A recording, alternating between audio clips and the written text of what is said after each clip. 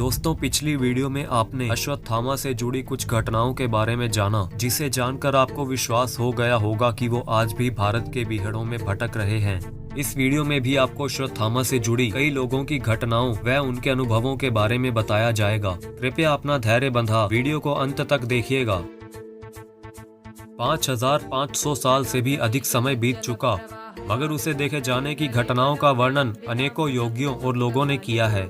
जिसे यकीन नहीं वो सभी वीडियोस को देखता जाए।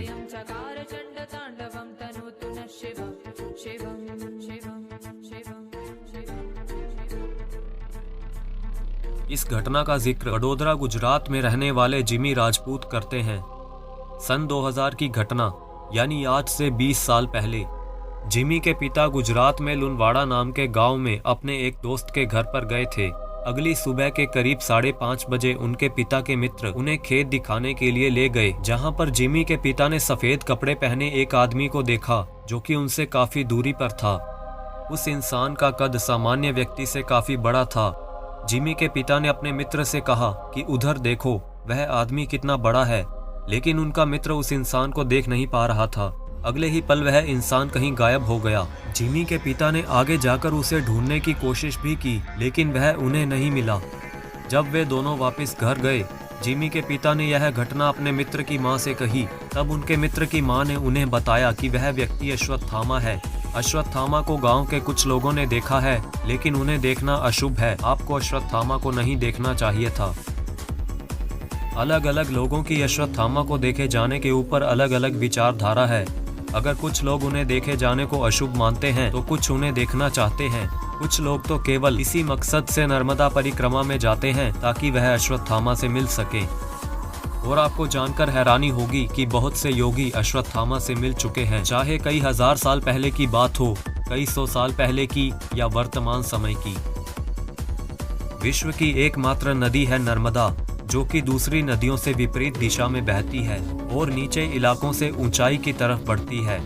इसी नदी को भारत में आध्यात्मिक रूप से बहुत ही ऊंचा दर्जा प्राप्त है और सदियों से लोग इसकी परिक्रमा में जाते रहे हैं, जिसके आसपास कई तपस्वियों ने कठोर तप किया है, जिनकी गवाही देती ये प्राचीन गुफाएं हैं।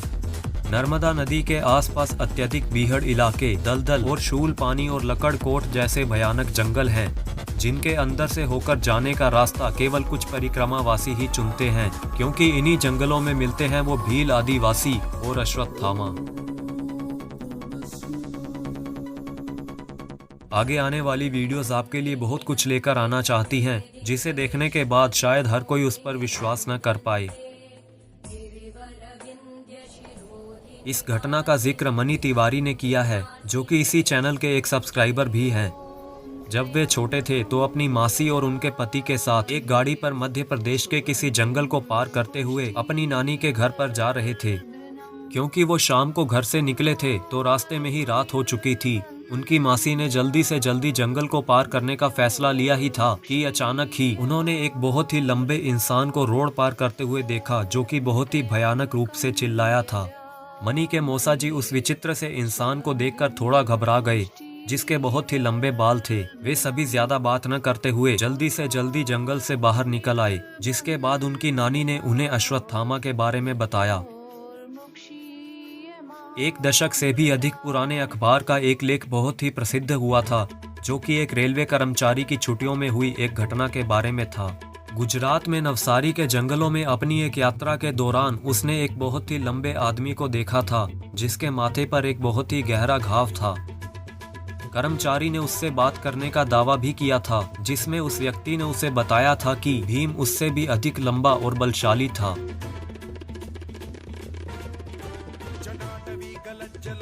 अश्वत्थामा से जुड़ी घटनाओं की जानकारी मैंने इस चैनल पर 2 साल पहले भी डाली थी, मगर किसी टेक्निकल प्रॉब्लम की वजह से वो वीडियोस काफी हद तक म्यूट हो चुकी हैं। इसीलिए फिर से एक बार आपके लिए कुछ पुरानी और कुछ नई घटनाओं की जानकारी वीडियोस की एक सीरीज के रूप में शुरू हो चुकी है। अगर आपने वीडियो का पहला पार्ट नहीं देखा तो डिस्क्रिप्शन में जाकर जरूर देख लें। अगर आप भारतीय संस्कृति की महानता को जानने के इच्छुक हैं या फैक्ट्स और रहस्यों से रिलेटेड वीडियोस को देखने के शौकीन हैं तो चैनल को सब्सक्राइब जरूर करें। और अगर आपको जानकारी अच्छी लगी हो तो वीडियो को लाइक और कमेंट जरूर करें। Thanks for watching.